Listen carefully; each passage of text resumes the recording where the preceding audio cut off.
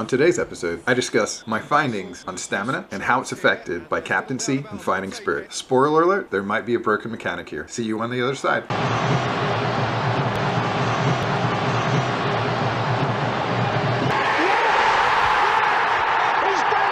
Hey guys, on today's episode, we cover something that I actually found by mistake. I was doing a test to compare players with fighting spirit against regular players and stacking captaincy to see which players were better. And while I was doing it, I found some really interesting things around the dynamics of fighting spirit and the dynamics of captaincy and how they work independently and how they work as a multiplier in combination with each other. So before I get into it, firstly I'll start with how I tested this so you can see my full setup, and then I'll show you the results across the multiple tests that I did. I'll tell you what I think is the outcome, and I'll show you so you can make the decision on what you think yourself. So let's start firstly with what I was testing and how I was testing it. So if you take a look at my screen here and take a look at the left backs and the right backs, these are the two positions that I was testing and the specific positions that I was focused on. If you see here, Yavi and Kraft are being forced to run the full length of the pitch all the way up to the opposition's box, and that's being driven by using the attacking fullback's offensive instruction, and they're also being forced to hug the sideline. So it means that as soon as we get the ball, both of them have to bomb forward at full speed in a straight line as fast as they can to get into an attacking position all the way up the field. The other thing that I did is set my offensive tactics to long pass and counter attacking. And so what this means is that the second we get the ball, they're going to be forced to go on the counter attack break, and they're going to expect a long ball, which means they're going to run every single time we get the ball. They're going to run upfield, no hesitation. So just think about that. Every single time we get the ball,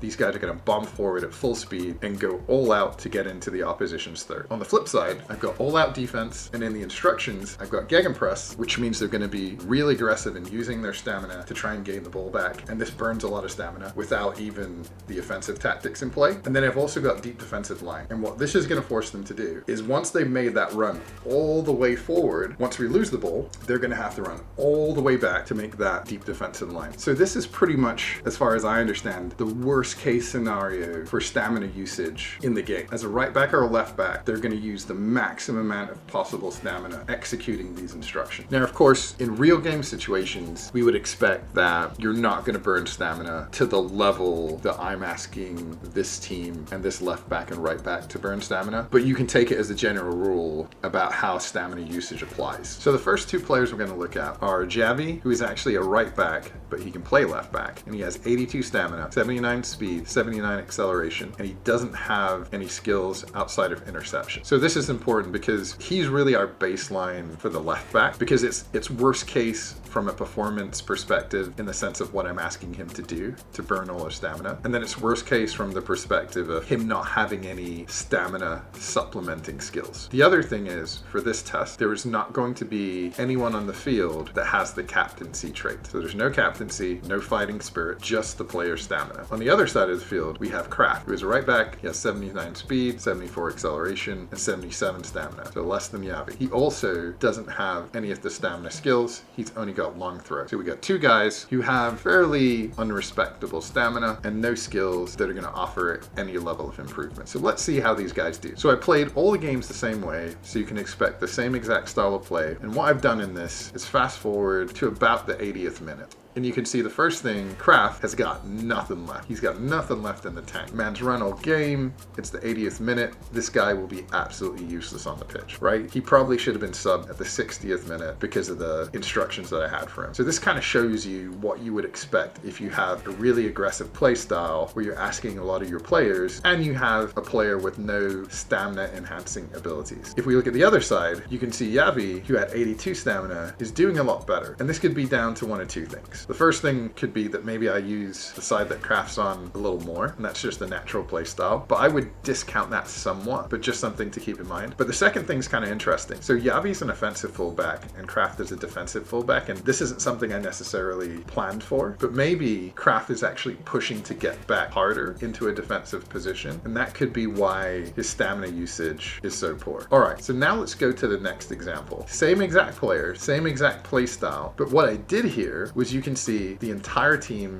is different. There's a bunch of stars on there. Now, the stars aren't on there because I want to win or anything like that. They're on there because every single player outside of Yavi and Kraft has the fighting spirit trait, and Neuer has the captaincy trait. And this is because I was doing multiple tests, but the real thing you need to pay attention to is the fact that Neuer has the captaincy trait. So this means that now Yavi and Kraft are getting the benefit of captaincy, but they still don't have fighting spirit, so there will be no multiplier. They only get the captaincy benefit. So again, if we now go to Kraft, who in the first test had nothing left, now you can see he's got a little blip. Now, is that significant enough? I don't know. I don't think it's going to significantly change the fact that he's totally gassed, but he's a tiny bit less gassed. Let's say 5% less gassed than he was when there was no captaincy trait available in the previous example. Now with Yavi, what's interesting here is he's actually more gassed than he was in the previous game. Now this is where I think there might be something a little broken here. What this test showed me was I don't believe that captaincy by itself actually offers you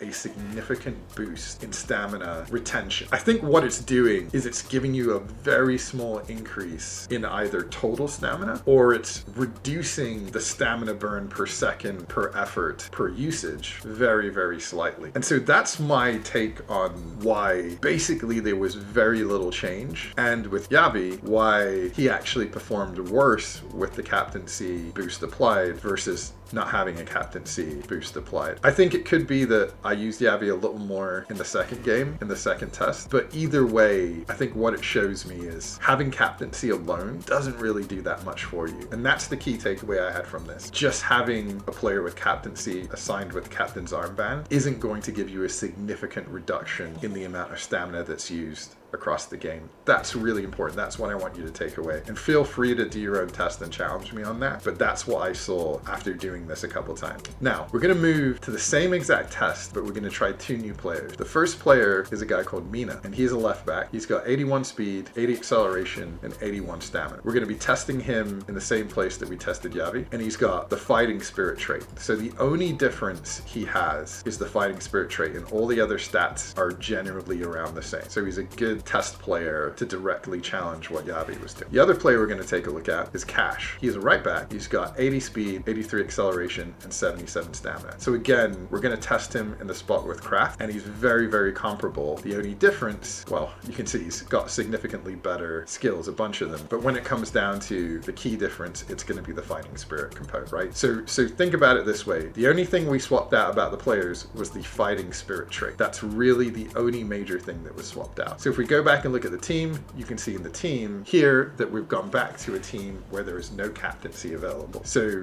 the only difference in this case is the players have fighting spirit. There is no captaincy available for them, so they get no boost from captaincy and stamina reduction. So let's fast forward to the 80th minute, or around the 80th minute, it's the 85th here. So we see pretty much the same results on the right back. Basically, there's nothing left. Now, it's a little later in the game than we did with Kraft, but you get the gist here. There seems to have been really no benefit to just fighting spirit alone. As we switch to the other side with Mina, we actually see something very, very similar. The analysis that we did for Yavi and Kraft is basically the exact same as what we're seeing with Mina and Cash. And the only difference is the fighting spirit trait. So if you look at this independently, I think you could make the conclusion that fighting spirit or captaincy don't really matter. Captaincy seems to matter a tiny little bit, but fighting spirit in this case doesn't seem to matter. Now, fighting spirit doesn't necessarily mean that you're going to show more stamina in your bar. It means that you're going to perform better when you have low stamina. So in a way, you're ignoring stamina once it reaches zero. And that obviously makes a big difference here because we're pushing our players to essentially reach zero stamina. So that's really important to consider. The skill itself isn't giving you stamina necessarily. It's actually making you perform better when you have no stamina. But I wanted to take a look to see if there was any